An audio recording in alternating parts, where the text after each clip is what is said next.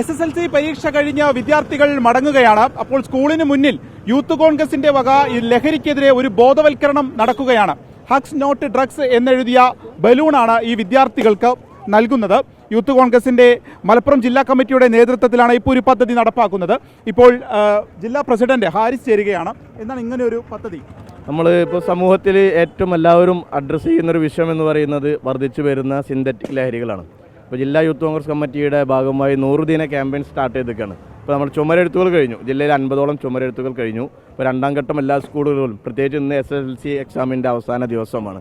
അപ്പോൾ അവരെ ഒരു പരീക്ഷ ചൂടൊക്കെ കഴിഞ്ഞ് ഇറങ്ങുമ്പോൾ ലഹരിക്കെതിരെ പോരാടാനുള്ളൊരു ബോധം കൂടി അവരുടെ ഉള്ളിൽ കൊണ്ടുവരിക എന്നുള്ളതാണ് യൂത്ത് കോൺഗ്രസ് ആഗ്രഹിക്കുന്നത്. അനവധി പ്രോഗ്രാം ഇനി മുന്നോട്ട് പോരാണ്.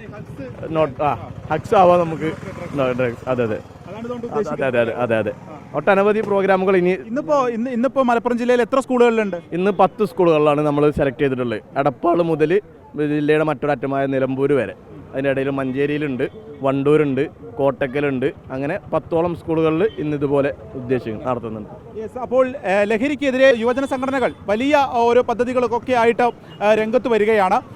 ഇപ്പോൾ SSLC എക്സാമിൻ്റെ അവസാന ദിവസമായ ഇന്നും ഈ ഹഗ്സ് നോട്ട് ഡ്രഗ്സ് എന്ന് പറഞ്ഞ് ആ ബോധവൽക്കരണത്തിന് ആക്കം കൂട്ടുകയാണ് യൂത്ത് കോൺഗ്രസും.